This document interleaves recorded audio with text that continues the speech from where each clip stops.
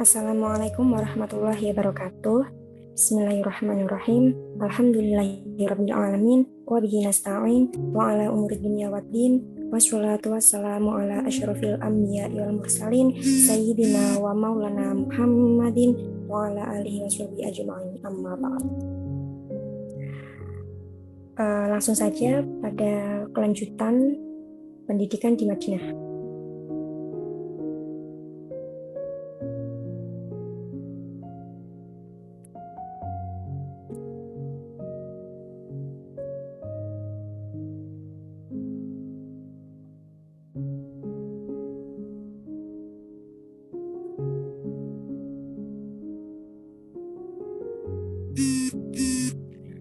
Adapun pendidikan di Madinah, pokok bahasanya terdiri dari pengantar, visi, misi, dan tujuan, kurikulum, sasaran, tenaga pendidik, metode pendidikan, metode pendekatan, lembaga pendidikan, pembiayaan fasilitas, dan yang terakhir evaluasi lulusan. Adapun yang pertama yaitu pengantar. Madinah adalah sebuah kota dalam wilayah kekuasaan pemerintah Kerajaan Arab Saudi yang sekarang. Kota yang disebut sebagai tanah suci kedua umat Islam yang ada pada zaman Nabi Muhammad SAW dan Al-Khulafa Ar-Rasyidin. Kota yang akan dijadikan sebagai pusat dakwah, pusat pengajaran, dan pemerintah Islam ke seluruh penjuru dunia. Dan sebelum Nabi hijrah ke kota Yatsrib, kemudian berubah menjadi Al-Madinah Al-Munawwarah. Adapun pada abad ke-6, orang Arab berhasil melepaskan diri dari Yahudi dan Nabi Muhammad SAW berpeluang atau berkesempatan untuk melakukan penataan termasuk dalam bidang pendidikan sesuai ajaran Islam. Adapun dari pendidikan di Madinah mempunyai visi, misi, dan tujuan. Visi tersebut yaitu unggul dalam bidang keagamaan, moral, sosial, ekonomi, dan kemasyarakatan serta penerapannya dalam kehidupan. Sejalan dengan ayat Al-Quran yang turun di Madinah, yang pertama yaitu menggunakan kata-kata semangat atau antusias untuk menerapkan ajaran agama dalam kehidupan. Misalnya yaitu surat At-Taubah. Yang kedua yaitu menerangkan akhlak dan cara beribadah. Misalnya surat An-Nur dan Ali Imran. Adapun misi tersebut yaitu memberikan bimbingan kepada kaum muslimin menuju jalan yang diridhoi Tuhan atau menuju jalan yang benar yang diridhoi Allah Subhanahu wa taala. Adapun yang kedua yaitu mendorong kaum muslimin untuk berjihad di jalan Allah atau berjuang dengan sungguh-sungguh menurut syariat Islam. Yang ketiga yaitu memberikan didikan akhlak yang sesuai dengan keadaan mereka dengan beraneka situasi. Yang keempat yaitu mengajak kelompok di luar Islam, Yahudi dan Nasrani agar mematuhi dan menjalankan agamanya dengan soleh atau yang baik sehingga dapat tertib, tentram, dan berdampingan dengan orang Islam. Yang terakhir yaitu menyesuaikan didikan dan dakwah dengan keadaan masyarakat itu sendiri.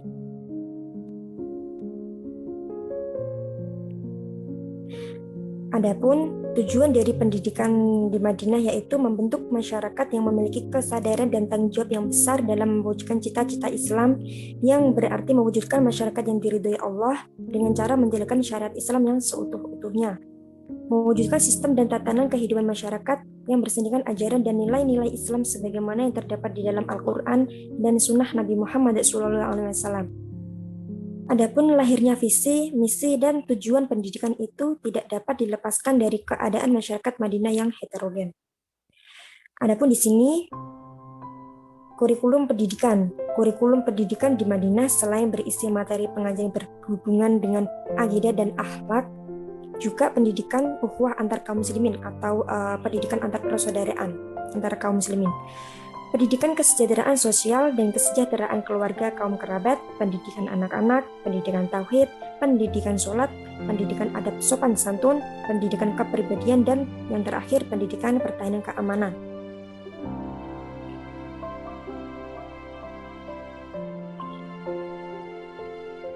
Yang selanjutnya yaitu sasaran peserta didik. Peserta didik di Madinah jauh lebih baik dan banyak dibandingkan peserta didik yang ada pada pendidikan di Mekah. Hal ini terjadi karena ketika di Madinah, Rasulullah SAW sudah memiliki otoritas yang lebih luas, baik sebagai kepala agama maupun sebagai kepala negara. Adapun jumlah sahabat ada sekitar 60 orang, antara lain salah satunya yaitu Abu Bakar As-Siddiq, Utsman bin Affan, Ali bin Abi Thalib, Siti Aisyah, Abu Hurairah, Abu Dzar Al-Ghifari, Zaid bin Thabit, Anas bin Malik, Abdullah bin Umar, Abdullah bin Amr. Adapun yang pendidik pada saat itu masih Rasulullah sendiri, yang ada pada tahap selanjutnya dibantu oleh para sahabat yang terkemuka. Rasulullah SAW lebih lanjut memberikan tuntunan dan kriteria bagi setiap guru atau masing-masing guru. Menurut Rasulullah SAW, seorang guru hendaknya memiliki sifat-sifat tertentu. Rasulullah sendiri memiliki sifat-sifat sebagai seorang guru yang profesional, yang diantaranya yaitu terdiri dari 4 kompetensi. Yang pertama kompetensi akademik, yang kedua kompetensi pedagogis, yang ketiga kompetensi kepribadian dan akhlak mulia, yang terakhir kompetensi sosial. Adapun penjelasan dari kompetensi akademik yaitu suatu penguasaan terhadap materi pembelajaran secara luas dan mendalam, yang meliputi penguasaan materi kurikulum mata pelajaran di sekolah dan substansi keilmuan yang membawahi materinya, serta penguasaan terhadap struktur dan metodologi keilmuannya. Sesuai yang di atas, adapun subkompetensinya di antara lain yaitu terdiri dari 2 subkompetensi. Yang pertama menguasai substansi keilmuan yang berkaitan dengan bidang studi. Yang kedua menguasai struktur dan metode keilmuan. Berikutnya penjelasan dari kompetensi pedagogis, yaitu kemampuan pemahaman terhadap peserta didik, perancangan dan pelaksanaan pembelajaran, evaluasi hasil belajar, dan pengembangan peserta didik untuk menunjukkan berbagai potensi yang dimiliki.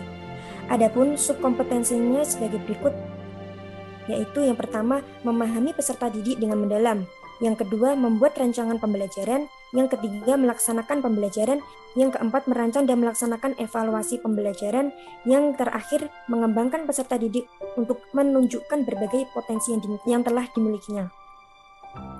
Adapun yang nomor 3 kompetensi kepribadian dan akhlak yang mulia, mempunyai pengertian tersendiri yaitu sebuah personal yang mencerminkan kepribadian yang arif, stabil, dewasa, mantap, dan berwibawa, menjadi teladan bagi peserta didik, serta mempunyai akhlak yang mulia. Adapun subkompetensinya yaitu sesuai yang saya jelaskan di atas, yang stabil dan mantap, kepribadian yang arif, kepribadian yang dewasa, kepribadian yang berwibawa, menjadi teladan dan berakhlak mulia, dan terakhir kompetensi sosial. Adapun pengertian tersendiri yaitu merupakan berbagai kompetensi guru untuk berkomunikasi dan bergaul dengan murid atau peserta didik, tenaga kependidikan, orang tua atau wali murid, dan masyarakat. Subkompetensi ini yakni kompetensi intelektual, yaitu berbagai perangkat pengetahuan yang ada pada diri individu yang diperlukan sebagai penunjang kinerja. Kompetensi fisik ialah suatu perangkat kemampuan fisik yang dibutuhkan untuk melaksanakan tugas. Yang ketiga, kompetensi pribadi yakni salah satu perangkat perilaku yang berhubungan dengan kemampuan seseorang dalam mewujudkan diri, transformasi diri, identitas diri, dan memahami diri. Kompetensi sosial sudah dijelaskan tadi. Yang terakhir, kompetensi spiritual merupakan sebuah pemahaman, penghayatan, dan pengamalan kaidah-kaidah keagamaan. Selanjutnya akan dijelaskan oleh Mbak Friska.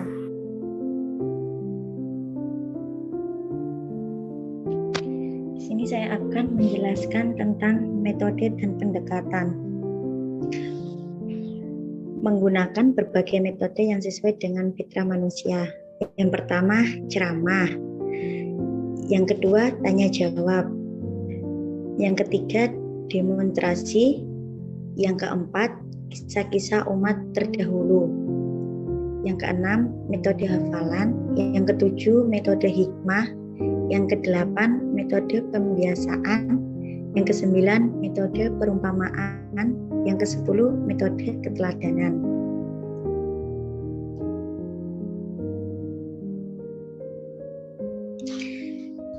Di sini lembaga pendidikan yang pertama yaitu masjid. Masjid setelah hijrahnya pendidikan terpusat di Masjid Qubah merupakan masjid pertama yang dijadikan Nabi sebagai institusi pendidikan. Rasulullah mengajarkan dan memberikan khutbah dalam berbentuk halaqah. Jadi di sini masjid yaitu dulunya tempat sebagai tempat mengajar Rasulullah.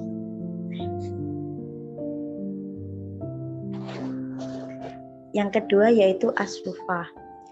As-sufah yaitu merupakan ruangan yang bersambung dengan masjid. As-sufah dapat dikatakan sebagai sebuah sekolah karena kegiatan pembelajarannya dilakukan sebagai sistematis dan teratur. Yang ketiga yaitu kutab.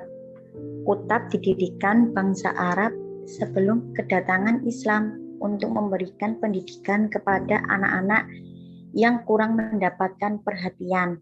Sebelum Islam datang, hanya ada 27 orang di Quraisy yang tahu baca tulis. Selanjutnya yaitu tentang evaluasi dan kelulusan. Evaluasi dan pemberian ijazah sebagai yang dikenal saat ini sebelum ada Madinah saat itu.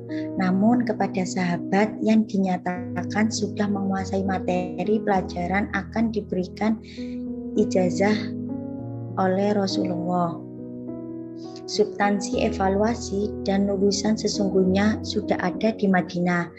Evaluasi ditekankan pada pengalaman ajaran yang disampaikan oleh Rasulullah.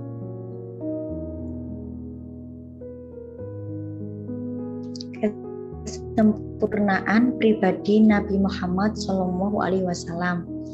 Yang pertama murah senyum, yang kedua ringan tangan, yang ketiga lembut, yang keempat santun dalam berbahasa, yang kelima menjaga kehormatan orang lain, yang keenam menghargai segala sesuatu, yang ketujuh motivator, yang kedelapan mukhlis atau tidak riak, yang kesembilan memperhatikan waktu, yang kesepuluh berwibawa, yang kesebelas memperhatikan cara berbicara.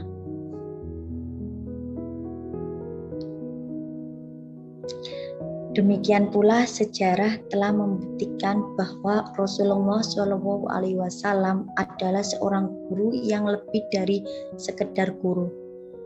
Pandangan sekilas tentang keadaan manusia sebelum kedatangan risalah baginda Nabi dan setelah memberikan kesaksian dan petunjuk yang paling jelas terhadap hal itu.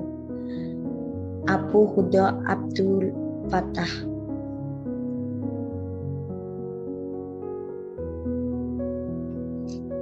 Kesimpulannya yaitu pertama, pendidikan di zaman Rasulullah baik di Makkah maupun di Madinah sudah berjalan semua meskipun banyak rintangan yang terjadi. Hal ini dilakukan karena Rasulullah benar-benar mementingkan masalah dalam pendidikan. Yang kedua, walaupun sederhana, tapi di zaman Rasulullah sudah ada sistem pendidikan. Meskipun masih kecil-kecilan, namun di dalamnya tertata dengan rapi komponen pendidikannya. Yang ketiga, pendidikan di zaman Rasulullah tergolong berhasil dengan hasil yang baik. Lahirnya ulama adalah bukti dari pendidikan yang diberikan Rasulullah seperti dalam bidang agama maupun pengetahuan umum lainnya. Yang keempat, pendidikan di zaman Rasulullah masih cukup relevan untuk bisa diterapkan di zaman sekarang ini.